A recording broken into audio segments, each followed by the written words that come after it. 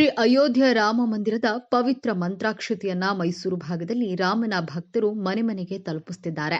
ಇಂದು ಮಂಡಿ ಮೊಹಲದಲ್ಲಿ ಜೀವಧಾರ ಬ್ಲಡ್ ಬ್ಯಾಂಕ್ನ ಗಿರೀಶ್ ಮತ್ತು ಮಂಡಿ ಮೊಹಲಾದ ಬಿಜೆಪಿ ಬ್ಲಾಕ್ ಅಧ್ಯಕ್ಷ ವಿಜಯ್ ರವರ ನೇತೃತ್ವದಲ್ಲಿ ಕಾರ್ಯಕರ್ತರೊಂದಿಗೆ ಶ್ರೀ ಅಯೋಧ್ಯ ರಾಮ ಮಂದಿರದ ಪವಿತ್ರ ಮಂತ್ರಾಕ್ಷತೆಯನ್ನ ಮನೆ ಮನೆಗೆ ತೆರಳಿ ರಾಮನ ಭಕ್ತರೊಂದಿಗೆ ಮಂತ್ರಾಕ್ಷತೆಯನ್ನ ಮತ್ತು ಕರಪತ್ರವನ್ನ ನೀಡಲಾಯಿತು.